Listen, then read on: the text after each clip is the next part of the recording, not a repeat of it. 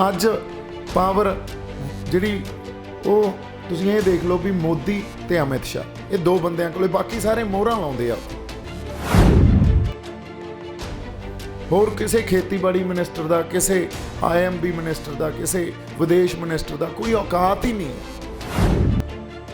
बड़े वड्डे लैवल ते संविधान च सोधां होण वालियां जिन्होंने सानू चैलेंज करना पऊगा। अज पंजाब आपदी होंद की लड़ाई लड़ रहा सी। बहुत बंदिਆਂ ਨੂੰ ਤਾਂ ਇਹ ਗੱਲ नहीं समझ आती भी होंद ते गल किवें आ गई ते होंद की लड़ाई क्यों लड़नी है यार। सत श्री अकाल जी। एक तो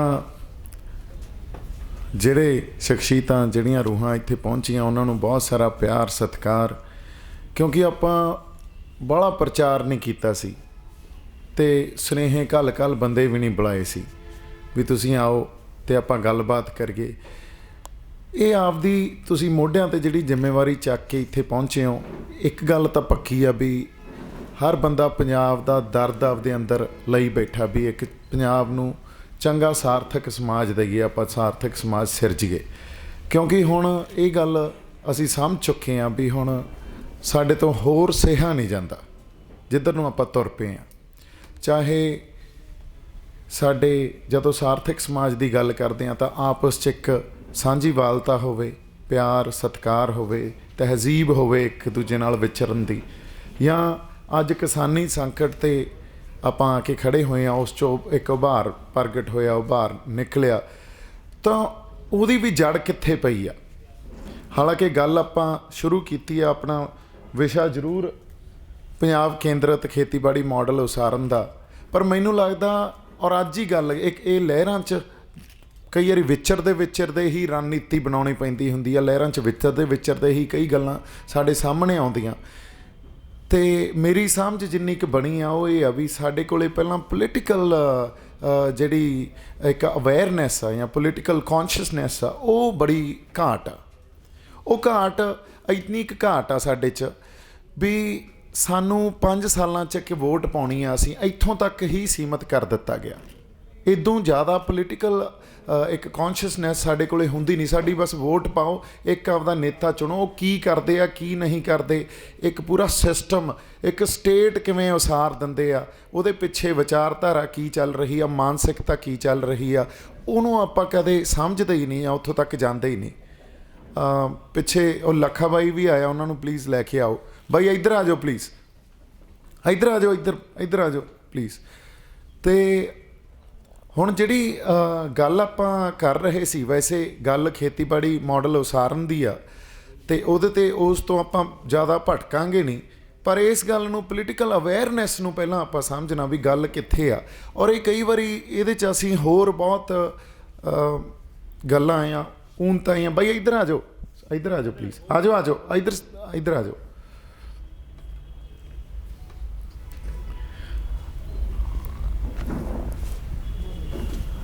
ਕਈ ਵਾਰੀ ਲਹਿਰਾਂ 'ਚ ਵੱਖ-ਵੱਖ ਸ਼ਖਸੀਅਤਾਂ, ਵੱਖ-ਵੱਖ ਜਥੇਬੰਦੀਆਂ ਜਾਂ ਪੰਜਾਬ ਇੱਕ ਸੰਘਰਸ਼ ਲੜ ਰਿਹਾ, ਆਪਾਂ ਉੱਥੋਂ ਗੱਲ ਸ਼ੁਰੂ ਕਰਦੇ ਹਾਂ। ਸੰਘਰਸ਼ ਦੋ ਤਰ੍ਹਾਂ ਨਾਲ ਲੜਿਆ ਜਾਂਦਾ ਹੁੰਦਾ। ਇੱਕ ਸੰਘਰਸ਼ ਹੁੰਦਾ ਆਪਦੇ ਹਿੱਤਾਂ ਲਈ, ਆਪਦੇ ਹੱਕਾਂ ਲਈ, ਜਿੱਥੇ ਅਸੀਂ ਕਹਿੰਦੇ ਹਾਂ ਸਾਨੂੰ ਸਾਡੇ ਹੱਕ ਮਿਲਣੇ ਚਾਹੀਦੇ ਆ। ਇੱਕ ਸੰਘਰਸ਼ ਹੁੰਦਾ ਜਿਹੜਾ ਕਿਸੇ ਸੋਧਾਂ ਜਾਂ ਕਿਸੇ ਰਿਆਇਤਾਂ ਲਈ ਲੜਿਆ ਜਾਂਦਾ। ਇਹ ਦੋਨੇ ਸੰਘਰਸ਼ ਲੜੇ ਗਏ ਆ ਵੱਖ-ਵੱਖ ਤਰ੍ਹਾਂ 'ਤੇ। ਮੈਂ ਦੋਨਾਂ 'ਤੇ ਕੋਈ ਸਹੀ ਜਾਂ ਠੀਕ ਦੇ ਠੱਪੇ ਨਹੀਂ ਲਾ ਰਿਹਾ। ਸੰਘਰਸ਼ ਅਨਿਆਂ 'ਚੋਂ ਹੀ ਪੈਦਾ ਹੁੰਦੇ ਆ।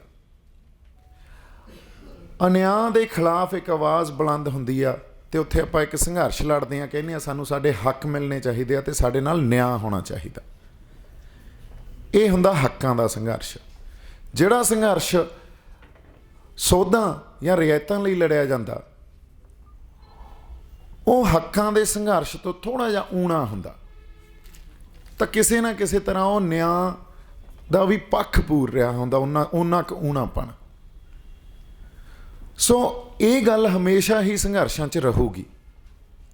ਪਰ ਜਿਹੜੀ ਗੱਲ ਮਾੜੀ ਆ ਜਾਂ ਜਿਹੜੀ ਮਾਡਰਨ ਐਜੂਕੇਸ਼ਨ ਨੇ ਇੱਕ ਬਾਈਨਰੀਜ਼ ਕ੍ਰੀਏਟ ਕਰਦੀ ਆ, ਉਹ ਵੱਖਰੇ ਵੱਖਰੇ ਧਿਰ ਕ੍ਰੀਏਟ ਕਰ ਦਿੰਦੀ ਆ।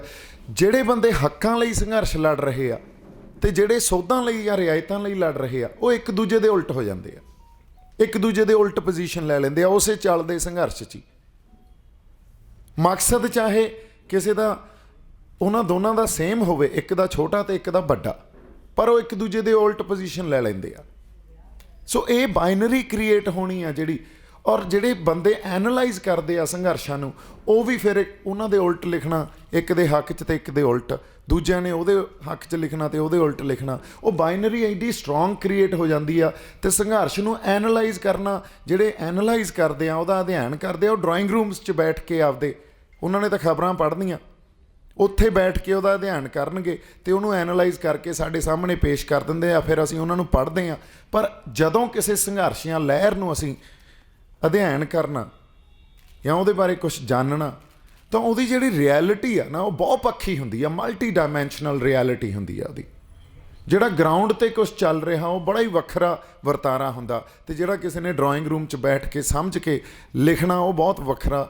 ਉਹ ਇੱਕ ਦੋ ਪਹਿਲੂ ਹੀ ਉਹਦੇ ਸਮਝ ਸਕਦੇ ਆ, ਪਰ ਜਿਹੜੀ ਰਿਐਲਿਟੀ ਆ ਉਹ ਹਮੇਸ਼ਾ ਹੀ ਮਲਟੀ ਡਾਇਮੈਂਸ਼ਨਲ ਹੋਊਗੀ, ਬੜੇ ਪੱਖ ਹੋਣਗੇ ਉਹਦੇ। ਸੋ ਲਹਿਰਾਂ ਅਤੇ ਸੰਘਰਸ਼ਾਂ ਨੂੰ ਉਹੀ ਸਮਝ ਸਕਦੇ ਆ ਜਿਨ੍ਹਾਂ ਕੋਲ ਗਰਾਊਂਡ ਰਿਐਲਿਟੀ ਦਾ ਵੀ ਅਨੁਭਵ ਹੋਵੇ, ਅਤੇ ਜਿਹਦੇ ਕੋਲ ਜਿਹੜੀ ਇੱਕ ਮਾਡਰਨ ਐਜੂਕੇਸ਼ਨ 'ਚ ਜਿਵੇਂ ਫਾਰਮੂਲਾਜ਼ ਘੜਤੇ ਵੀ ਜੇ ਪੋਲੀਟੀਕਲ ਜਾਂ ਇੱਕ ਰਾਜਸੀ ਸੰਘਰਸ਼ ਨੂੰ ਦੇਖਣਾ ਤਾਂ ਕਿਵੇਂ ਦੇਖਿਆ ਜਾਣਾ ਚਾਹੀਦਾ, ਉਹਦੇ ਆਹ ਫਾਰਮੂਲਾਜ਼ ਆ ਜਾਂ ਉਹਦੇ ਆਧਾਰ ਹੁੰਦੇ ਆ, ਜਾਂ ਜਿਵੇਂ ਆਪਾਂ ਆਪਦੇ ਹੱਕਾਂ ਲਈ ਸੰਘਰਸ਼ ਲੜ ਰਹੇ ਹਾਂ ਉਹਨੂੰ ਕਿਵੇਂ ਦੇਖਿਆ ਜਾਣਾ ਚਾਹੀਦਾ। ਸੋ ਹੁਣ ਜਿਹੜੀ ਗੱਲ 'ਤੇ ਮੈਂ ਆ ਰਿਹਾ, ਜਦੋਂ ਤੱਕ ਸਾਡੇ ਕੋਲ ਪੋਲੀਟੀਕਲ, ਅਸੀਂ ਖੜ੍ਹੇ ਕਿੱਥੇ ਹਾਂ, ਪੋਲੀਟੀਕਲ ਅਵੇਅਰਨੈਸ ਜਾਂ ਕੌਨਸ਼ੀਅਸਨੈਸ ਨਹੀਂ ਆ ਨਾ, ਤਾਂ ਸਾਨੂੰ ਇਹ ਵੀ ਨਹੀਂ ਸਮਝ ਆ ਰਿਹਾ ਵੀ ਖੇਤੀਬਾੜੀ ਮਾਡਲ ਕਿਉਂ ਪੰਜਾਬ ਦਾ ਅਸਰ ਰਹਿ ਜਾਣਾ ਚਾਹੀਦਾ। ਇਹ ਗੱਲ ਸਮਝਣੀ ਬੜੀ ਜ਼ਰੂਰੀ ਆ, ਕਿਉਂਕਿ ਸਾਡੇ ਕੋਲੇ ਪੰਜਾਬ ਦੇ ਫੈਸਲੇ ਲੈਣ ਦਾ ਹੱਕ ਨਹੀਂ ਆ। ਜੇ ਪੰਜਾਬ ਦੇ ਫੈਸਲੇ ਲੈਣ ਦਾ ਹੱਕ ਨਹੀਂ ਆ, ਤਾਂ ਸਾਡੇ ਫੈਸਲੇ ਜਦੋਂ ਕੋਈ ਬਾਹਰਲਾ ਲੈਂਦਾ ਤਾਂ ਉਹਦੀ ਸੈਂਸ ਆਫ ਬਿਲੋਂਗਿੰਗਨੈਸ ਸਾਡੀ ਧਰਤੀ ਨਾਲ, ਸਾਡੇ ਲੋਕਾਂ ਨਾਲ, ਸਾਡੇ ਦੇ ਇੱਥੋਂ ਦੇ ਵਾਤਾਵਰਨ ਨਾਲ ਉਹ ਓਨੀ ਨਹੀਂ ਹੋ ਸਕਦੀ ਜਿੰਨੀ ਸਾਡੀ ਆ। ਅੱਜ ਹੀ ਅਸੀਂ ਗੱਲ ਕਰ ਰਹੇ ਸੀ, ਸਾਡੇ ਬਜ਼ੁਰਗ ਕਹਿੰਦੇ ਹੁੰਦੇ ਸੀ, ਯਾਰ ਧਰਤੀ 'ਤੇ ਮੈਂ ਅੱਜ ਬਠਿੰਡੇ ਆਇਆ, ਕਈ ਗਲੀਆਂ 'ਚੋਂ ਹੁਣ ਲੰਘਦਾ ਅਤੇ ਮੈਂ ਦੇਖਿਆ ਕਿਵੇਂ ਛੱਤਿਆ ਪਿਆ ਸ਼ਹਿਰ, ਅਤੇ ਅਸੀਂ ਅੱਜ ਹੀ ਗੱਲ ਕਰ ਰਹੇ ਸੀ, ਯਾਰ ਧਰਤੀ 'ਤੇ ਇੰਨਾ ਭਾਰ ਪਾਈ ਜਾਂਦੇ ਆ। ਇਹ ਬਜ਼ੁਰਗਾਂ 'ਚ ਸਾਡਿਆਂ 'ਚ ਇੱਕ ਬਿਲੋਂਗਿੰਗ ਹੁੰਦੀ ਸੀ। ਹਾਲਾਂਕਿ ਇਹ ਕਿਤੋਂ ਚੱਕ ਕੇ ਕਿਤੇ ਭਾਰ ਪੈਣਾ, ਬੈਲੈਂਸ ਤਾਂ ਹੋ ਸਕਦਾ ਉਵੇਂ ਹੀ ਰਹਿਣਾ, ਪਰ ਇਹ ਸੈਂਸ ਆਫ ਬਿਲੋਂਗਿੰਗਨੈਸ ਹੈ ਨਾ ਜਿਹੜੀ, ਉਹ ਲੋਕਲ ਬੰਦਿਆਂ 'ਚ ਜ਼ਿਆਦਾ ਹੋਊਗੀ, ਬਸ਼ਰਤ ਜਿਹੜੇ ਦਿੱਲੀ 'ਚ ਬੈਠੇ ਹੋਣ, ਪਾਰਲੀਮੈਂਟ 'ਚ ਬੈਠ ਕੇ ਸਾਡੇ ਜਿਹੜੇ ਸਿਧਾਂਤ ਜਾਂ ਸਾਡੀਆਂ ਰਣਨੀਤੀਆਂ ਜਾਂ ਸਾਡੀਆਂ ਨਵੀਆਂ ਨੀਤੀਆਂ ਇੱਥੇ ਕੀ ਉਹਨਾਂ ਨੇ ਸਾਡੇ 'ਤੇ ਲਾਗੂ ਕਰਨੀਆਂ ਉਹ ਘਟਦੇ ਹੋਣ। ਅੱਜ ਜਿਹੜੀ ਨਵੀਂ ਮਾਡਰਨ ਐਜੂਕੇਸ਼ਨ ਦੇ ਨਾਲ ਜਾਂ ਨਵੀਂ ਮਾਡਰਨ ਸਿਵਲਾਈਜੇਸ਼ਨ ਇੱਕ ਕ੍ਰੀਏਟ ਹੋ ਰਹੀ ਆ, ਉਹਨਾਂ ਨੇ ਵੀ ਇਹ ਗੱਲ ਸਮਝ ਲਈ ਵੀ ਜਿਹੜੀ ਲੋਕਲਾਈਜ਼ਡ ਡਿਵੈਲਪਮੈਂਟ, ਇੱਕ ਸਾਰਥਿਕ ਵਿਕਾਸ ਲੋਕਲਾਈਜ਼ਡ ਡਿਵੈਲਪਮੈਂਟ ਨਾਲ ਹੋ ਸਕਦਾ, ਸੈਂਟਰਲਾਈਜ਼ਡ ਡਿਵੈਲਪਮੈਂਟ ਨਾਲ ਸਾਰਥਿਕ ਵਿਕਾਸ ਨਹੀਂ ਹੋ ਸਕਦਾ। ਸੋ ਇਸ ਕਰਕੇ ਅਸੀਂ ਜਿਹੜਾ ਸੰਘਰਸ਼ ਆਪਦੇ ਹੱਕਾਂ ਦੀ ਗੱਲ ਕਰ ਰਹੇ ਹਾਂ, ਗੱਲ ਇੱਥੇ ਆ ਗਈ ਆ ਵੀ ਸਾਡੇ ਕੋਲੇ ਸਾਡੇ ਫੈਸਲੇ ਲੈਣ ਦੇ ਹੱਕ ਹੋਣ। ਅਤੇ ਜੇ ਅੱਜ ਕਿਸਾਨਾਂ ਦੀ ਗੱਲ ਕਰੀਏ, ਪੰਜਾਬ ਦਾ ਕਿਸਾਨ ਜਾਂ ਪੰਜਾਬ ਸਰਕਾਰ ਵੀ ਅੱਜ ਮਤੇ ਪਾਸ ਕੀਤੇ ਆ। ਬਾਈ ਜੀ ਨੇ, ਸਰਦਾਰ ਮਨਦੀਪ ਸਿੰਘ ਨੇ ਗੱਲ ਕੀਤੀ, ਉਹਨਾਂ ਨੇ ਮਤੇ ਪਾਸ ਕਰਕੇ ਇੱਕ ਸੇਫ ਪੈਸੇਜ ਲੈ ਲਿਆ ਸਰਕਾਰ ਦਾ, ਔਰ ਇਹ ਗੱਲ ਸਰਕਾਰ ਨੂੰ ਵੀ ਪਤਾ ਵੀ ਉਹਨਾਂ ਮਤਿਆਂ ਦਾ ਕੋਈ ਆਧਾਰ ਹੀ ਨਹੀਂ ਆ, ਉਹ ਕੁਝ ਕਰ ਨਹੀਂ ਸਕਦੇ। ਉਹ ਮਤੇ ਪਾਸ ਕਰਕੇ ਨਵੇਂ ਬਿੱਲ ਇੰਟਰੋਡਿਊਸ ਕਰਤੇ। ਜੇ ਅੱਜ ਉਹ ਕੋਈ ਪਾਲਿਸੀ ਪੰਜਾਬ ਵਾਸਤੇ ਘੜਨ ਤਾਂ ਪੰਜਾਬ ਵਾਸਤੇ ਉਹ ਪਾਲਿਸੀ ਘੜ ਨਹੀਂ ਸਕਦੇ, ਕਿਉਂਕਿ ਸਾਰੀ ਪਾਵਰ ਦਿੱਲੀ ਕੋਲੇ ਪਈ ਆ, ਸਾਰੀ ਸੈਂਟਰਲਾਈਜ਼ ਕੀਤੀ ਹੋਈ ਆ ਪਾਵਰ ਉਹਨਾਂ ਨੇ, ਅਤੇ ਦਿੱਲੀ ਨੇ ਆਪਦੇ ਹਿਸਾਬ ਨਾਲ ਨੀਤੀਆਂ ਘੜਨੀਆਂ, ਆਪਦੇ ਹਿਸਾਬ ਨਾਲ ਉਹ ਪਾਵਰ ਜਿਹੜੀ ਉਹਦੀ ਇੰਪਲੀਮੈਂਟੇਸ਼ਨ ਆ ਜਾਂ ਉਹਨੂੰ ਐਕਸਰਸਾਈਜ਼ ਕਿਵੇਂ ਕਰਨਾ ਪਾਵਰ ਨੂੰ, ਉਹ ਆਪਦੇ ਹਿਸਾਬ ਨਾਲ ਕਰਨਾ। ਪਹਿਲਾਂ ਤਾਂ ਉਹਨੂੰ ਸੈਂਟਰਲਾਈਜ਼ ਕਰ ਲੈਂਦੇ ਆ, ਸਮੇਂ ਤੋਂ ਸੰਵਿਧਾਨ 'ਚ ਸੋਧਾਂ ਕਰ ਕਰਕੇ ਪਾਵਰ ਨੂੰ ਸੈਂਟਰਲਾਈਜ਼ ਕਰ ਲਿਆ, ਉਦੋਂ ਬਾਅਦ ਉਹ ਪਰਸਨਲਾਈਜ਼ ਕਰ ਲੈਂਦੇ ਆ। ਅੱਜ ਪਾਵਰ ਜਿਹੜੀ ਉਹ ਤੁਸੀਂ ਇਹ ਦੇਖ ਲਓ ਵੀ ਮੋਦੀ ਅਤੇ ਅਮਿਤ ਸ਼ਾਹ, ਇਹ ਦੋ ਬੰਦਿਆਂ ਕੋਲੇ, ਬਾਕੀ ਸਾਰੇ ਮੋਹਰਾਂ ਲਾਉਂਦੇ ਆ ਉੱਥੇ। ਹੋਰ ਕਿਸੇ ਖੇਤੀਬਾੜੀ ਮਿਨਿਸਟਰ ਦਾ, ਕਿਸੇ IMB ਮਿਨਿਸਟਰ ਦਾ, ਕਿਸੇ ਵਿਦੇਸ਼ ਮਿਨਿਸਟਰ ਦਾ ਕੋਈ ਔਕਾਤ ਹੀ ਨਹੀਂ ਆ। ਔਰ ਮੈਂ ਤਾਂ ਬੜੇ ਨੇੜਿਓਂ ਦੇਖੀ ਆ ਇਹ ਗੱਲ। ਸੋ ਜੇ ਪਾਵਰ ਇੰਨੀ ਸੈਂਟਰਲਾਈਜ਼ ਹੋਊਗੀ ਔਰ ਉਸ ਬਾਦਸ਼ਾਹੀ ਸਿਸਟਮ ਨੂੰ ਤੋੜ ਕੇ ਇਹਨਾਂ ਨੇ ਇੱਕ ਡੈਮੋਕ੍ਰੇਸੀ ਘੜੀ ਵੀ ਡੈਮੋਕ੍ਰੈਟਿਕ ਸਿਸਟਮ ਆ ਜਿੱਥੇ ਲੋਕਾਂ ਦੀ ਗੱਲ ਹੋਣੀ ਚਾਹੀਦੀ ਆ, it is by the people for the people of the people, that's what democracy is, right. Preamble ਜਿਹੜਾ ਕੌਨਸਟੀਟਿਊਸ਼ਨ ਸੰਵਿਧਾਨ ਦਾ ਤਾਂ ਉਹੀ ਆ ਨਾ, ਪਰ ਅਸਲ 'ਚ ਹੁਣ ਤੁਸੀਂ ਮਿਲਾ ਲਓ ਫੈਡਰਲ ਜਾਂ ਡੈਮੋਕ੍ਰੈਟਿਕ ਸਟਰਕਚਰ ਨੂੰ, ਅਸਲ 'ਚ ਜੋ ਵਾਪਰਦਾ ਉਹ ਬਿਲਕੁਲ ਇਹਦੇ ਉਲਟਾ। ਸੋ ਅਸੀਂ ਜਿਹੜੀ ਲੜਾਈ ਲੜ ਰਹੇ ਹਾਂ ਉਹ ਆਪਾਂ ਕਿਸੇ ਉਸ ਡੈਮੋਕ੍ਰੈਟਿਕ ਸਿਸਟਮ, ਉਸ ਫੈਡਰਲ ਸਿਸਟਮ, ਉਸ ਸੈਕੂਲਰ ਸਿਸਟਮ ਦੇ ਕੋਈ ਡੋਮੇਨ ਤੋਂ ਬਾਹਰ ਨਹੀਂ ਲੜ ਰਹੇ। ਅਸੀਂ ਲੜਾਈ ਹੀ ਉਹ ਲੜ ਰਹੇ ਹਾਂ ਜਿਹੜਾ ਇਹਨਾਂ ਨੇ ਸੰਵਿਧਾਨ 'ਚ ਲਿਖਤਾ। ਜੇ ਦਿੱਲੀ ਦੀ ਗੱਲ ਕਰੀਏ, ਸੰਵਿਧਾਨ ਵੀ ਉੱਥੇ ਕੁਛ ਬੰਦਿਆਂ ਨੇ ਹੀ ਬਣਾਇਆ ਨਾ, ਸਾਰੇ ਮੁਲਕ ਨੇ, ਸਾਰੇ ਲੋਕਾਂ ਨੇ ਉਹਦੇ 'ਚ ਆਪਦੀ ਸ਼ਮੂਲੀਅਤ ਨਹੀਂ ਕੀਤੀ। ਕੁਛ ਉਸ ਵੇਲੇ ਦੇ ਅਲੀਟ ਨੇ ਉਹਦੇ 'ਚ ਬੜਾ ਕੁਛ ਸੋਧਾਂ ਹੋਣ ਵਾਲੀਆਂ, ਬੜੇ ਵੱਡੇ ਲੈਵਲ 'ਤੇ ਸੰਵਿਧਾਨ 'ਚ ਸੋਧਾਂ ਹੋਣ ਵਾਲੀਆਂ, ਜਿਹਨੂੰ ਸਾਨੂੰ ਚੈਲੰਜ ਕਰਨਾ ਪਊਗਾ। ਜਦੋਂ ਤੱਕ ਉਸ ਲੈਵਲ ਦੀ ਡੈਮੋਕਰਟਾਈਜੇਸ਼ਨ, ਟੋਟਲ ਡੈਮੋਕਰਟਾਈਜੇਸ਼ਨ ਨਹੀਂ ਹੋਊਗੀ, ਉਦੋਂ ਤੱਕ ਇਹ ਬਾਦਸ਼ਾਹੀ ਸਿਸਟਮ ਹੀ ਆ, ਤਾਨਾਸ਼ਾਹੀ ਜਾਂ ਫਰਸ਼ੀਵਾਦ, ਜਿਹੜੇ ਅੱਜ ਆਪਣੇ ਕਮਿਊਨਿਸਟ ਵੀ ਆ ਕੇ ਜਦੋਂ ਕੋਈ ਮਾੜਾ ਮੋਟਾ ਧੱਕਾ ਹੁੰਦਾ ਤਾਂ ਉਹ ਇਕੱਠੇ ਹੋ ਕੇ ਮੋਮਬੱਤੀਆਂ ਜਾਂ ਫੜ ਕੇ ਮਾਰਚ ਕਰਨਾ ਸ਼ੁਰੂ ਕਰ ਦਿੰਦੇ ਆ ਨਾ। ਗੱਲ ਤਾਂ ਉਹ ਵੀ ਉਹੀ ਕਰ ਰਹੇ ਆ ਵੀ ਫਰਸ਼ੀਵਾਦ। ਸੋ ਗੱਲ ਹੈ ਬਾਈਨਰੀਜ਼ ਜਿਹੜੀਆਂ ਕ੍ਰੀਏਟ ਹੋਈਆਂ, ਇੱਕ ਤਾਂ ਜਿਹੜੀਆਂ ਇਹ ਆਪਸ 'ਚ ਇੱਕ ਵਿਰੋਧਤਾ ਦੀ ਪੋਜੀਸ਼ਨ ਲੈ ਲੈਂਦੀਆਂ, ਇਹ ਬੜੀ ਮਾੜੀ ਗੱਲ ਆ। ਔਰ ਲੜਾਈ ਅੱਜ ਇਸ ਸੰਘਰਸ਼ 'ਚੋਂ ਸਾਨੂੰ ਇਹ ਪਤਾ ਲੱਗ ਗਿਆ ਵੀ ਸਾਡੀ ਲੜਾਈ ਦਿੱਲੀ ਨਾਲ ਆ, ਅਤੇ ਦਿੱਲੀ ਨਾਲ ਸਾਡੀ ਡੀਸੈਂਟਰਲਾਈਜੇਸ਼ਨ ਆਫ ਪਾਵਰ ਦੀ ਲੜਾਈ ਹੈ। ਜੇ ਪਾਵਰ ਨੂੰ ਇੰਨਾ ਜ਼ਿਆਦਾ ਇਕੱਠਾ ਕਰ ਲੈਣਗੇ, ਫਿਰ ਪਿੰਡ 'ਚ ਰਹਿਣ ਵਾਲੇ ਲੋਕ, ਸ਼ਹਿਰ 'ਚ ਰਹਿਣ ਵਾਲੇ ਲੋਕ, ਸੂਬਿਆਂ 'ਚ ਰਹਿਣ ਵਾਲੇ ਲੋਕ ਆਪਦੀਆਂ ਨੀਤੀਆਂ ਹੀ ਨਹੀਂ ਕੱਢ ਸਕਣਗੇ। ਅਤੇ ਜੇ ਆਪਦੀਆਂ ਨੀਤੀਆਂ ਨਹੀਂ ਕੱਢ ਸਕਦੇ ਅਸੀਂ, ਫਿਰ ਸਾਡੇ ਕੋਲ ਐਗਰੀਕਲਚਰ ਮਾਡਲ ਕਿੱਥੇ ਆ ਸਾਡਾ? ਉਹ ਤਾਂ ਹੈ ਹੀ ਨਹੀਂ ਨਾ। ਉਹ ਤਾਂ ਪੰਜਾਬ ਤੋਂ ਉਦੋਂ ਲੈ ਗਏ ਜਦੋਂ 1849 ਸਾਡਾ ਆਪਦਾ ਕਿਤੇ ਰਾਜ ਹੁੰਦਾ ਸੀ, ਅਤੇ ਉਹ ਰਾਜ ਵੀ ਖਾਲਸੇ ਦਾ ਰਾਜ ਕਿਉਂ ਕਿਹਾ ਗਿਆ? ਕਿਉਂਕਿ ਦੇਖੋ, ਸ਼੍ਰੀ ਗੁਰੂ ਗ੍ਰੰਥ ਸਾਹਿਬ ਨੂੰ ਅਸੀਂ ਇੱਕ ਧਰਮ ਜਾਂ ਇੱਕ ਖਿੱਤੇ 'ਚ ਇੱਕ ਕੌਮ ਦਾ ਧਾਰਮਿਕ ਗ੍ਰੰਥ ਆ, ਅਤੇ ਸਾਡੇ ਗੁਰੂ ਆ, ਉਵੇਂ ਨਾ ਦੇਖੀਏ। ਉਹ ਇੱਕ ਯੂਨੀਵਰਸਲ ਮਾਡਲ ਆ ਜਿਹਦੇ 'ਚ ਗੱਲ ਕੀਤੀ ਗਈ ਆ ਪਰਉਪਕਾਰ ਦੀ, ਜਿਹਦੇ 'ਚ ਸਰਬੱਤ ਦੇ ਭਲੇ ਦੀ ਗੱਲ ਕੀਤੀ ਗਈ ਆ, ਸਾਂਝੀ ਵਾਲਤਾ ਦੀ ਗੱਲ ਕੀਤੀ ਗਈ ਆ, ਜਿਹਦੇ 'ਚ ਜੇ ਅਸੀਂ ਵਿੱਦਿਆ ਦੀ ਗੱਲ ਕਰਦੇ ਹਾਂ ਤਾਂ ਵਿੱਦਿਆ ਪਰਉਪਕਾਰ ਲਈ, ਵਿੱਦਿਆ ਵਿਚਾਰੀ ਤਾਂ ਪਰਉਪਕਾਰੀ, ਜਿਹਦੇ 'ਚ ਸਬਰ ਅਤੇ ਸੰਤੋਖ ਦੀ ਗੱਲ ਕੀਤੀ ਗਈ ਆ, ਇੱਕ ਚੰਗਾ ਮਨੁੱਖ ਸਿਰਜਣ ਦੀ ਗੱਲ ਕੀਤੀ ਗਈ ਆ। ਕਿਉਂਕਿ ਮਨੁੱਖ ਸਮਾਜ ਦੀ ਇੱਕ ਮੁੱਢਲੀ ਇਕਾਈ ਆ। ਜਦੋਂ ਤੱਕ ਉਹ ਮਨੁੱਖ 'ਤੇ ਕੰਮ ਨਹੀਂ ਹੋਊਗਾ, ਅਸੀਂ ਆਪਦੇ ਕਿਰਦਾਰਾਂ ਨੂੰ ਉਹਨਾਂ 'ਤੇ ਕੰਮ ਨਹੀਂ ਕਰਾਂਗੇ, ਉਦੋਂ ਤੱਕ ਇੱਕ ਚੰਗਾ ਸਮਾਜ ਸਿਰਜਿਆ ਹੀ ਨਹੀਂ ਜਾ ਸਕਦਾ। ਇਹ ਲਾਅ ਬਣਾ ਕੇ ਥੱਕ ਗਏ।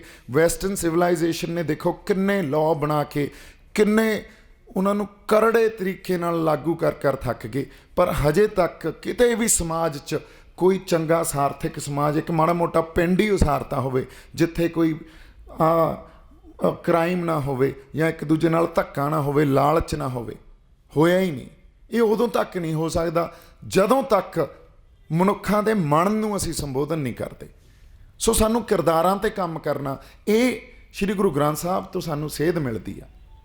ਔਰ ਅੱਜ ਪੰਜਾਬ ਆਪਦੀ ਹੋਂਦ ਦੀ ਲੜਾਈ ਲੜ ਰਿਹਾ। ਅਸੀਂ ਸ਼੍ਰੀ ਦਮਦਮਾ ਸਾਹਿਬ ਵੀ ਇਹੀ ਗੱਲ ਕਰ ਰਹੇ ਸੀ, ਜਦੋਂ ਹੋਂਦ ਦੀ ਲੜਾਈ ਲੜ ਰਿਹਾ, ਬਹੁਤ ਬੰਦਿਆਂ ਨੂੰ ਤਾਂ ਇਹ ਗੱਲ ਨਹੀਂ ਸਮਝ ਆਉਂਦੀ ਵੀ ਹੋਂਦ 'ਤੇ ਗੱਲ ਕਿਵੇਂ ਆ ਗਈ, ਅਤੇ ਹੋਂਦ ਦੀ ਲੜਾਈ ਕਿਉਂ ਲੜਨੀ ਹੈ ਯਾਰ? ਇਨਸਾਨੀਅਤ ਦੀ ਗੱਲ ਕਰੋ, ਇੱਕ ਯੂਨੀਵਰਸਲਿਜ਼ਮ ਦੀ ਗੱਲ ਕਰੋ। ਅਤੇ ਇਹ ਗੱਲ ਵੀ ਆਪਾਂ ਨੂੰ ਸਹੀ ਲੱਗਦੀ ਹੈ ਵੀ ਗੱਲ ਤਾਂ ਇਨਸਾਨੀਅਤ ਦੀ ਹੋਣੀ ਚਾਹੀਦੀ ਹੈ, ਪਰ ਇਨਸਾਨੀਅਤ ਜਿਹੜੀ ਆ ਉਹ ਵੀ ਹੋਂਦ 'ਚ ਕਿਵੇਂ ਵੱਸਦੀ ਆ, ਜਾਂ ਉਹ ਸਾਡੀ ਅੱਜ ਆਪਦੀ ਵਿਲੱਖਣਤਾ, ਆਪਦੀ ਪਛਾਣ 'ਚ ਕਿਵੇਂ ਵੱਸਦੀ ਆ, ਇਸ ਵੰਨ-ਸਵੰਨਤਾ 'ਚ ਕਿਵੇਂ ਵੱਸਦੀ ਆ। ਇਹ ਕਿਸੇ ਵਿਦਵਾਨ ਨੇ ਗੱਲ ਕਹੀ ਸੀ ਦੈਟ ਜਿਹੜਾ ਯੂਨੀਵਰਸਲਿਜ਼ਮ ਆ ਨਾ, ਇਟ ਰਿਜ਼ਾਈਡਸ ਇਨ ਪਰਟੀਕੂਲਰਲਿਜ਼ਮ। ਪਰਟੀਕੂਲਰਲਿਜ਼ਮ ਜਿਵੇਂ ਆਪਣੀ ਆਪ ਦੀ ਹੋਂਦ ਆ, ਇਹਨੂੰ ਪਰਟੀਕੂਲਰਲਿਜ਼ਮ ਕਹਿੰਦੇ ਆ। ਸਾਰੇ ਦੁਨੀਆ 'ਚ, ਸਾਰੇ ਖਿੱਤੇ 'ਚ, ਇਸ ਧਰਤੀ 'ਤੇ ਜਾਂ ਇਸ ਮੁਲਕ 'ਚ ਇੱਕੋ ਤਰ੍ਹਾਂ ਦੀ ਕੌਮ ਨਹੀਂ ਪੈਦਾ ਕੀਤੀ ਜਾ ਸਕਦੀ। ਜਿਵੇਂ ਇੱਕੋ ਤਰ੍ਹਾਂ ਦੀ ਫਸਲ ਨਹੀਂ ਲਾਈ ਜਾ ਸਕਦੀ, ਇੱਕੋ ਤਰ੍ਹਾਂ ਦੇ ਫੁੱਲ ਨਹੀਂ ਲਾਏ ਜਾ ਸਕਦੇ, ਉਹਨਾਂ ਨੇ ਹੋਣਾ ਹੀ ਨਹੀਂ। ਜੇ ਹੋਣਗੇ ਤਾਂ ਬੜਾ ਬੋਰਿੰਗ ਹੋ ਜਾਊਗਾ ਸਭ ਕੁਛ। ਸੋ ਇਨਸਾਨੀਅਤ ਵੀ ਜਾਂ ਯੂਨੀਵਰਸਲਿਜ਼ਮ ਵੀ ਸਾਡੀ ਹੋਂਦ ਦੇ ਕਰਕੇ ਹੀ ਬਚਦਾ ਤੇ ਖੂਬਸੂਰਤ ਬਣਦਾ। ਤੇ ਅੱਜ ਜਿਹੜਾ ਦਿੱਲੀ ਜਾਂ ਇੱਕ ਮਾਡਰਨ ਸੁਸਾਇਟੀ ਵੈਸਟ ਤੋਂ ਚੱਲੀ ਹੋਈ ਗੱਲ ਕੀ ਕਰ ਰਹੀ ਆ, ਉਹ ਤੁਹਾਡੇ ਵਿਲੱਖਣਤਾ ਨੂੰ, ਤੁਹਾਡੇ ਸੱਭਿਆਚਾਰ ਨੂੰ, ਕਿਉਂਕਿ ਕਿਸੇ ਵੀ ਪਾਲਿਸੀ ਦੇ ਦੋ ਨੁਕਤੇ ਹੁੰਦੇ ਆ, ਇੱਕ ਉਹਦੇ ਜਾਂ ਦੋ ਪਹਿਲੂ ਹੁੰਦੇ ਆ, ਇੱਕ ਇੰਟਰਨਲ ਤੇ ਐਕਸਟਰਨਲ। ਇੰਟਰਨਲ ਤਾਂ ਜਿਹੜੇ ਆਪਾਂ ਆਪਦੇ ਸਮਾਜ 'ਚ ਜਾਂ ਇਸ ਸਾਰੇ ਦੇਸ਼ ਦੇ ਸਮਾਜ 'ਚ ਸਮਝ ਸਕਦੇ ਹਾਂ। ਐਕਸਟਰਨਲ ਆ ਜਿਹੜੇ ਇੰਟਰਨੈਸ਼ਨਲ ਲੈਵਲ 'ਤੇ ਉਹ ਕਿਵੇਂ ਮੈਟਰ ਕਰਦੇ ਆ, ਜਾਂ ਉਹਨਾਂ ਦੇ ਕੀ ਪ੍ਰਭਾਵ ਆ, ਜਾਂ ਉੱਥੋਂ ਕੀ ਇੰਪੈਕਟ ਆਉਂਦਾ ਉਸ ਪਾਲਿਸੀ 'ਤੇ। ਸੋ ਸਾਨੂੰ ਇੰਟਰਨਲ ਤਾਂ ਇਹ ਗੱਲ ਸਾਡੇ ਦੇਸ਼ ਵਾਲੇ ਹੀ ਮੰਨੀ ਬੈਠੇ ਆ, ਦਿੱਲੀ ਵਾਲੇ, ਵੀ ਬਾਕੀ ਵਖਰੇਵੇਂ ਆ ਨਾ ਜਿਹੜੇ ਸੱਭਿਆਚਾਰਕ ਵਖਰੇਵੇਂ, ਇਹਨੂੰ ਖਤਮ ਕਰੋ। ਇੱਥੋਂ ਤੱਕ ਕਿ ਇਕਨੋਮਿਕ ਵਖਰੇਵੇਂ ਵੀ ਖਤਮ ਕਰੋ। ਪੰਜਾਬ ਜ਼ਿਆਦਾ ਪੈਸੇ ਵੀ ਨਾ ਕਮਾ ਜੇ, ਇਹਨਾਂ ਨੂੰ ਐਗਰੀਕਲਚਰ 'ਤੇ ਹੀ ਰੱਖੋ। ਜੇ ਐਗਰੀਕਲਚਰ ਵੀ ਇਹਨਾਂ ਤੋਂ ਖੇਤੀ ਵੀ ਕਰਾਉਣੀ ਆ ਤਾਂ ਜਿਵੇਂ ਅਸੀਂ ਨੀਤੀ ਘੜਾਂਗੇ ਉਵੇਂ ਹੀ ਕਰਾਓ। ਅਤੇ ਇੱਥੇ ਸਾਨੂੰ ਕਦੇ ਐਗਰੀਕਲਚਰ ਇਕੋਨਮੀ ਤੋਂ ਅਸੀਂ ਜੇ ਇੰਡਸਟਰੀ ਇਕੋਨਮੀ ਦੇ ਵੱਲ ਗਏ ਹਾਂ, ਉਹ ਕਦੇ ਮਿਲੀ ਹੋਈ ਨਹੀਂ। ਔਰ ਇਹਨਾਂ ਨੇ ਪਰਪਜ਼ਲੀ ਨਹੀਂ ਦਿੱਤੀ ਪੰਜਾਬ ਨੂੰ ਇੰਡਸਟਰੀ, ਕਿਉਂਕਿ ਇਹਨਾਂ ਨੂੰ ਪਤਾ ਮਿਹਨਤੀ ਲੋਕ ਆ, ਜ਼ਮੀਨ ਬੜੀ ਜ਼ਰਖੇਜ਼ ਆ, ਸਰੋਤ ਵੀ ਇਹਨਾਂ ਕੋਲ ਹੈਗੇ ਆ, ਪਾਣੀ, ਸਕਿੱਲ ਵੀ ਹੈਗਾ ਇਹਨਾਂ ਕੋਲ, ਧਰਤੀ, ਆਬੋ ਹਵਾ, ਸਭ ਕੁਝ ਮਿਲਾ ਕੇ। ਅਤੇ ਇਹਨਾਂ ਨੇ ਤਾਂ ਇੱਥੋਂ ਆਪਦਾ ਪੈਦਾ ਕਰ ਖਾਣਾ। ਅਤੇ ਇਹਨਾਂ ਨੂੰ ਜੇ ਇੰਡਸਟਰੀ ਵੀ ਦੇ ਦਈਏ ਤਾਂ ਹੋਰ ਜ਼ਿਆਦਾ ਪਰ ਕੈਪੀਟਾ ਇਨਕਮ ਜਾਂ ਇਕੋਨਮੀ ਵਾਈਜ਼ ਸਟਰੋਂਗ ਹੋ ਜਾਣਗੇ। ਅਤੇ ਉਹ ਵੀ ਇੱਕ ਵਖਰੇਵਾਂ ਜਿਹੜੀ ਕਦੇ ਨਹੀਂ ਸਰਕਾਰ ਚਾਹੁੰਦੀ, ਕਿਉਂਕਿ ਉਹਨਾਂ ਨੂੰ ਐਂ ਲੱਗਦਾ ਵੀ ਜਿੱਥੋਂ ਦੇ ਲੋਕ ਜੇ ਜ਼ਿਆਦਾ ਪੜ੍ਹ ਲਿਖ ਗਏ ਅਤੇ ਜ਼ਿਆਦਾ ਉਹ ਇਕੋਨਮੀ ਵਾਈਜ਼ ਸਟਰੋਂਗ ਹੋ ਗਏ ਤਾਂ ਇਹਨਾਂ ਨੂੰ ਐਂ ਲੱਗਣ ਲੱਗ ਜੂਗਾ ਵੀ ਬਾਕੀ ਦੇਸ਼ ਇਹਨਾਂ 'ਤੇ ਭਾਰ ਆ, ਅਤੇ ਇਹਨਾਂ 'ਚ ਉਹ ਵੀ ਸਾਨੂੰ ਵੱਖ ਕਰੋ ਵਾਲੀ ਗੱਲ ਆ ਜੂਗੀ। ਇਹ ਇਹਨਾਂ ਦੀ ਸੋਚ ਆ। ਔਰ ਹੋ ਸਕਦਾ ਆ ਵੀ ਜਾਂਦੀ ਹੋਵੇ ਕਿਤੇ, ਪਰ ਪੰਜਾਬ ਦੀ ਧਰਤੀ ਜਿਹੜੇ ਸਿਧਾਂਤ 'ਤੇ ਖੜੀ ਆ, ਜਿਹੜੇ ਸ਼੍ਰੀ ਗੁਰੂ ਗ੍ਰੰਥ ਸਾਹਿਬ ਦਾ ਪਹਿਰਾ ਸਾਡੇ 'ਤੇ, ਸਾਨੂੰ ਉਦੋਂ ਹੀ ਉਹ ਤਾੜ ਦਿੰਦਾ ਵੀ ਯਾਰ ਸਿੱਖ ਤਾਂ ਐਂ ਨਹੀਂ ਹੋ ਸਕਦਾ, ਜਾਂ ਪੰਜਾਬੀ ਐਂ ਨਹੀਂ ਹੋ ਸਕਦਾ, ਜਾਂ ਗੁਰੂ ਨਾਨਕ ਸਾਹਿਬ ਉਦੋਂ ਹੀ ਉਹ ਪਹਿਰਾਦਾਰੀ ਅਸੀਂ ਕਿਵੇਂ ਭੁੱਲ ਜਾਂਗੇ ਵੀ ਅਸੀਂ ਤਾਂ ਐਂ ਨਹੀਂ ਹੋ ਸਕਦੇ। ਫਿਰ ਸਰਵਿਸ, ਉਸ ਤੋਂ ਬਾਅਦ ਗੱਲ ਅਗਲੀ ਤੁਰਦੀ ਆ ਜਿਸ ਐਗਰੀਕਲਚਰ ਇਕੋਨਮੀ ਤੋਂ ਇੰਡਸਟਰੀ ਤੋਂ ਸਰਵਿਸ ਇਕੋਨਮੀ। ਅਸੀਂ ਸਰਵਿਸ ਇਕੋਨਮੀ ਵੀ ਨਹੀਂ ਆ, ਅਤੇ ਅੱਜ ਸਾਡੀ ਐਗਰੀਕਲਚਰ ਇਕੋਨਮੀ 'ਤੇ ਵੀ ਆ ਕੇ ਇਹਨਾਂ ਨੇ ਡਾਕਾ ਮਾਰ ਲਿਆ। ਅਤੇ ਅਸੀਂ ਕਹਿੰਦੇ ਹਾਂ ਬਚਾਓ। ਹੁਣ ਹੋਂਦ ਤਾਂ ਬਚਾਉਣੀ ਆ ਕਿਉਂਕਿ ਉਹ ਯੂਨੀਵਰਸਲਿਜ਼ਮ ਆ, ਜਿਹੜਾ ਇਨਸਾਨੀਅਤ, ਜੇ ਉੱਥੇ ਹੋਂਦਾਂ ਬਚਾ ਕੇ ਰੱਖਾਂਗੇ ਤਾਂ ਹੀ ਉਹਦੇ 'ਚ ਅਸੀਂ ਆਪਦਾ ਹਿੱਸਾ ਪਾ ਸਕਦੇ ਹਾਂ, ਕਿਉਂਕਿ ਹਰ ਬੰਦਾ ਆਪਦੀ ਪਛਾਣ ਤੋਂ ਜਾਣਿਆ ਜਾਂਦਾ। ਸੋ ਅਗਲੀ ਗੱਲ, ਸਾਡਾ ਸੱਭਿਆਚਾਰ ਜਾਂਦਾ ਨਾਲ ਹੀ ਸਾਰਾ। ਅੱਜ ਜੇ ਸਾਡੇ ਤੋਂ ਸਾਡੀ ਧਰਤੀ ਜਾਂਦੀ ਆ ਤਾਂ, ਔਰ ਇਹ ਕਾਨੂੰਨਾਂ ਨਾਲ ਸਾਡੀ ਧਰਤੀ, ਇਹ ਐਂ ਗੱਲ ਹੋ ਗਈ ਵੀ ਜਿਵੇਂ ਅੰਬਾਨੀ ਨੂੰ ਕਹਿਤਾ, ਅਦਾਨੀ ਨੂੰ ਬਿਠਾ ਕੇ ਵੀ ਪੰਜਾਬ ਤੁਹਾਨੂੰ ਵੇਚਤਾ, ਵੀ ਜਾਓ ਹੁਣ ਜੋ ਉੱਥੇ ਕਰਨਾ ਆਪਦਾ ਡੋਮੀਨੇਸ਼ਨ, ਆਪਦਾ ਗਲਬਾ ਪਾ ਲਓ। ਅਤੇ ਜਿਵੇਂ ਮੈਂ ਕਿਹਾ, ਆਪਾਂ ਪ੍ਰਚਾਰ ਕਰਕੇ ਨਹੀਂ ਸੱਦੇ ਬੰਦੇ, ਇਹ ਉਹੀ ਰੂਹਾਂ ਜਿਹੜੀਆਂ ਆਵਾਜ਼ ਬੁਲੰਦ ਕਰਨੀਆਂ ਚਾਹੁੰਦੀਆਂ ਅਤੇ ਜਿਹੜਾ ਪੰਜਾਬ ਦੇ ਦਰਦ ਆਪਦੇ ਅੰਦਰ ਸਾਂਭੀ ਬੈਠੀਆਂ। ਇੱਕ ਗੱਲ ਆਪਾਂ ਨੂੰ ਪਤਾ ਵੀ ਇਸ ਰਾਜ 'ਚ ਜਾਂ ਕਿਸੇ ਵੀ ਰਾਜ 'ਚ ਉਦੋਂ ਤੱਕ ਸਾਡੇ 'ਤੇ ਕੋਈ ਜ਼ਬਰ ਜ਼ੁਲਮ ਨਹੀਂ ਹੁੰਦਾ ਜਦੋਂ ਤੱਕ ਅਸੀਂ ਆਪਦੀ ਆਵਾਜ਼ ਨਹੀਂ ਬੁਲੰਦ ਕਰਦੇ।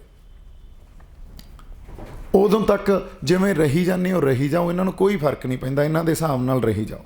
ਜਦੋਂ ਆਵਾਜ਼ ਬੁਲੰਦ ਕਰਾਂਗੇ ਉਦੋਂ ਫਿਰ ਸਾਡੀ ਪ੍ਰੀਖਿਆ ਉਸ ਵੇਲੇ ਸ਼ੁਰੂ ਹੁੰਦੀ ਆ, ਜ਼ਬਰ ਅਤੇ ਜ਼ੁਲਮ ਉਸ ਵੇਲੇ ਸ਼ੁਰੂ ਹੁੰਦਾ।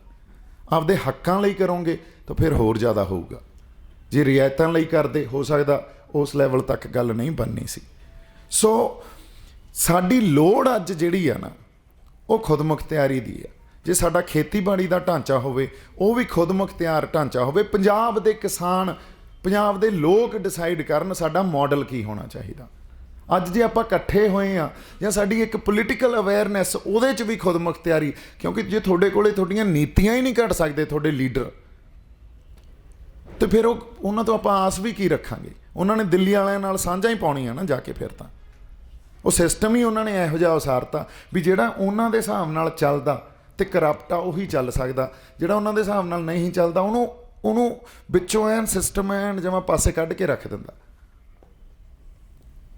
ਅਤੇ ਉਹਨਾਂ ਦੇ ਢੰਗ ਹੈਗੇ ਆ ਇਹਨਾਂ ਕੋਲ। ਸੋ ਇਹ ਕੌਨਸਪੀਰੇਸੀਜ਼ ਥਿਊਰੀਜ਼ ਆ। ਪਹਿਲਾਂ ਮੈਨੂੰ ਐਂ ਲੱਗਦਾ ਸੀ, ਸੌਰੀ ਮੈਂ ਥੋੜ੍ਹਾ ਜਿਹਾ ਹੋਰ ਪਾਸੇ ਹੋ ਸਕਦਾ ਲੈ ਗਿਆ ਹੋਵਾਂ ਟੌਪਿਕ, ਪਰ ਪਹਿਲਾਂ ਪੋਲੀਟੀਕਲ ਅਵੇਅਰਨੈਸ ਹੈ ਨਾ ਜਿਹੜੀ, ਇੱਕ ਪੋਲੀਟੀਕਲ ਕੌਨਸ਼ੀਅਸਨੈਸ, ਉਹਦੀ ਬਹੁਤ ਵੱਡੀ ਜ਼ਰੂਰਤ ਆ। ਸੋ ਇਸ ਕਰਕੇ ਆਪਾਂ ਇਕੱਠੇ ਹੋਏ ਆ। ਇਹ ਆਵਾਜ਼ ਸਾਡੀ ਬਹੁਤ ਦੂਰ ਤੱਕ ਜਾਣੀ ਚਾਹੀਦੀ ਆ। ਔਰ 2-3 ਗੱਲਾਂ ਇੱਕ ਹੋਰ ਹੁੰਦੀਆਂ, ਸੰਘਰਸ਼ ਆਪਾਂ ਪੈਦਾ ਕਰ ਲੈਂਦੇ ਆ, ਬੰਦਿਆਂ ਨੂੰ ਮੋਬਲਾਈਜ਼ ਕਰ ਦਿੰਦੇ ਆ। ਸੋ ਦੇਰ ਆਰ ਫਿਊ ਹੂ ਕੈਨ ਮੋਬਲਾਈਜ਼, ਉਹ ਮੋਬਲਾਈਜ਼ਰਸ ਹੁੰਦੇ ਆ, ਬਟ ਦੇਰ R ਫਿਊ who are organizers and there are very few who are mobilizers and organizers both। ਤਾਂ ਹੁਣ ਸਾਨੂੰ ਮੋਬਲਾਈਜ਼ ਵੀ ਕਰਨਾ ਪੈਣਾ, ਆਰਗੇਨਾਈਜ਼ ਵੀ ਕਰਨਾ ਪੈਣਾ। ਔਰ ਜਦੋਂ ਤੱਕ ਅਸੀਂ ਮੋਬਲਾਈਜ਼ ਕਰਕੇ ਆਰਗੇਨਾਈਜ਼ ਨਹੀਂ ਕਰਾਂਗੇ, ਉਦੋਂ ਤੱਕ ਅਸੀਂ ਇੱਕ ਪਹਿਰੇਦਾਰੀ ਵਾਲਾ ਸਿਸਟਮ ਵੀ ਕ੍ਰੀਏਟ ਨਹੀਂ ਕਰ ਪਾਵਾਂਗੇ, ਅਤੇ ਉਦੋਂ ਤੱਕ ਗੱਲ ਵੀ ਨਹੀਂ ਬਣਨੀ ਸਾਡੇ ਕੋਲੋਂ। ਔਰ ਇੱਥੇ ਇੱਕ ਬੰਦੇ ਮੂਹਰੇ ਲੱਗਣ ਦੀ ਗੱਲ ਨਹੀਂ ਆ ਵੀ ਅੱਜ ਲੱਖਾ ਬਾਈ ਆ, ਸਦਾ ਮਨਧੀਰ ਸਿੰਘ ਆ ਜਾਂ ਮੈਂ ਆ। ਸਾਨੂੰ ਕਲੈਕਟਿਵ ਲੀਡਰਸ਼ਿਪ ਪੈਦਾ ਕਰਨੀ ਪੈਣੀ ਹੈ, ਉਹ ਬੜੀ ਜ਼ਰੂਰੀ ਆ ਸਾਡੇ ਲਈ। ਜੇ ਕਲੈਕਟਿਵ ਲੀਡਰਸ਼ਿਪ ਹੋਊਗੀ, ਫਿਰ ਇੱਕ ਅੱਧਾ ਬੰਦਾ ਥਿਰਕਦਾ ਵੀ ਆ, ਉਹਦੇ 'ਤੇ ਕੋਈ ਭਾਰ ਨਹੀਂ ਪੈਂਦਾ, ਸਮਾਜ 'ਤੇ ਭਾਰ ਨਹੀਂ ਪੈਂਦਾ। ਉਹ ਥਿਰਕਦਾ ਤਾਂ ਥਿਰਕੀ ਜਾਵੇ। ਜਿਹੜੀ ਗੱਲ ਤੁਸੀਂ ਇੱਕ ਕ੍ਰੀਏਟ ਕਰਤੀ, ਪੈਦਾ ਕਰਤੀ, ਸਿਰਜਤੀ, ਉਹ ਉੱਥੇ ਹੀ ਖੜੀ ਆ। ਦੂਜੇ ਬੰਦੇ ਉਹਨੂੰ ਚੱਕ ਲੈਂਦੇ ਆ, ਉਹ ਲੜ ਹੀ ਜਾਂਦੇ ਆ ਉਸ ਗੱਲ 'ਤੇ। ਸੋ ਪੰਜਾਬ, ਇੱਕ ਵਾਰੀ ਅਸੀਂ ਫੇਰ ਕਹਿੰਦੇ ਸੀ ਵੀ ਪੰਜਾਬ ਦਾ ਭਲਾ ਤਾਂ ਹੀ ਆ ਜੇ ਅਸੀਂ ਸੰਘਰਸ਼ਾਂ 'ਚ ਰਹੀਏ ਹੁਣ, ਕਿਉਂਕਿ ਇਦੋਂ ਬਿਨਾਂ ਇਹ ਪੋਲੀਟੀਕਲ ਅਵੇਅਰਨੈਸ ਜਾਂ ਇਹ ਚੇਤਨਾ ਵੀ ਨਹੀਂ ਪੈਦਾ ਹੁੰਦੀ, ਇੱਕ ਸਮਾਜਿਕ ਚੇਤਨਾ ਵੀ ਨਹੀਂ ਪੈਦਾ ਹੁੰਦੀ। ਜਿਵੇਂ ਸਿੰਘ ਕਹਿੰਦੇ ਹੁੰਦੇ ਸੀ, ਜਾਤ ਗੋਤ ਸਿੰਘਣ ਕੀ ਦੰਗਾ, ਦੰਗਾ ਹੀ ਸਤਿਗੁਰ ਤੇ ਮੰਗਾ। ਸੋ ਹੁਣ ਉਹ ਟਾਈਮ ਸਾਡੇ 'ਤੇ ਫੇਰ ਆ ਗਿਆ। ਸਾਨੂੰ ਇਹ ਗੋਲਡਨ ਪੀਰੀਅਡ ਆ, ਕਿਉਂਕਿ ਅਦਰਵਾਈਜ਼ ਪਦਾਰਥਵਾਦ ਹੈ, ਮਟੀਰੀਅਲਿਜ਼ਮ ਨੇ ਸਾਨੂੰ ਇੰਨਾ ਕਮਜ਼ੋਰ ਕਰਤਾ ਸੀ। ਅੱਜ ਤੁਸੀਂ ਜਜ਼ਬਾ ਦੇਖੋ, ਔਰ ਜਜ਼ਬਾ ਮੈਂ ਆਪਦੇ ਆਪ ਨੂੰ ਨਹੀਂ ਕਦੇ ਸੋਚ ਸਕਦਾ ਸੀ ਵੀ ਮੈਂ ਵੀ ਲੜੂੰਗਾ, ਕਿਉਂਕਿ ਮੈਂ ਵੀ ਉਸ ਮਟੀਰੀਅਲਿਜ਼ਮ ਦਾ ਪਾਰਟ ਹੀ ਹਾਂ, ਉੱਥੋਂ ਹੀ ਆਇਆ। ਅਦਰਵਾਈਜ਼ ਐਡੀਆਂ ਮਹਿੰਗੀਆਂ ਕਾਰਾਂ ਮੈਂ ਕਿਉਂ ਖਰੀਦਣੀਆਂ ਸੀ? ਬੜਾ ਸਿੰਪਲ ਲਿਵਿੰਗ ਪਹਿਲਾਂ ਤੋਂ ਸ਼ੁਰੂ ਕਰ ਸਕਦੇ ਸੀ। ਪਰ ਮੈਂ ਵੀ ਉਸ ਮਟੀਰੀਅਲਿਜ਼ਮ ਦਾ ਗੁਲਾਮ ਹਾਂ। ਪਰ ਜਦੋਂ ਅਸੀਂ ਜਾਗਦੇ ਹਾਂ, ਉਦੋਂ ਪਤਾ ਲੱਗਦਾ ਵੀ ਅਸੀਂ ਮਟੀਰੀਅਲਿਜ਼ਮ ਦੇ ਗੁਲਾਮ ਨਹੀਂ ਹੋ ਸਕਦੇ। ਮਟੀਰੀਅਲਿਜ਼ਮ ਨੂੰ ਰੱਦ ਨਹੀਂ ਕਰਦੇ ਆਪਾਂ, ਅਸੀਂ ਮਿਹਨਤੀ ਲੋਕ ਹਾਂ। ਜੇ ਮਿਹਨਤ ਕਰਕੇ ਆਪਦਾ ਚੰਗਾ ਖਾਵਾਂਗੇ, ਪੀਵਾਂਗੇ, ਪਹਿਨਾਂਗੇ ਨਹੀਂ, ਫਿਰ ਕੀ ਮਤਲਬ? ਪਰ ਮਟੀਰੀਅਲਿਜ਼ਮ ਦੇ ਗੁਲਾਮ ਨਹੀਂ ਹੋ ਸਕਦੇ ਅਸੀਂ। ਸੋ ਇਸ ਕਰਕੇ ਹੁਣ ਜਿੰਨੀਆਂ ਕੁ ਗੱਲਾਂ ਮੇਰੇ ਮਨ 'ਚ ਸੀ, ਜਾਂ ਬਿਨਾਂ ਕਿਸੇ ਪਲੈਨਿੰਗ ਤੋਂ ਗੱਲ ਖੇਤੀਬਾੜੀ ਦੀ ਕਰਨੀ ਸੀ, ਉਹ ਖੇਤੀਬਾੜੀ ਮਾਡਲ ਉਸਾਰਨ ਤੋਂ ਪਹਿਲਾਂ ਇੱਕ ਪੋਲੀਟੀਕਲ ਅਵੇਅਰਨੈਸ ਅਤੇ ਖੇਤੀਬਾੜੀ ਮਾਡਲ ਕਿਉਂ ਚਾਹੀਦਾ ਅਤੇ ਸਰਕਾਰ ਕੀ ਕਰ ਰਹੀ ਆ, ਇਹਨਾਂ ਗੱਲਾਂ ਦੀ ਸਮਝ ਹੋਣਾ ਸਾਡੇ ਲਈ ਮੇਰੇ ਖਿਆਲ 'ਚ ਬੜਾ ਜ਼ਰੂਰੀ ਆ। ਸੋ ਮੇਰੇ ਵੱਲੋਂ ਬਹੁਤ ਸਾਰਾ ਪਿਆਰ ਅਤੇ ਸਤਿਕਾਰ।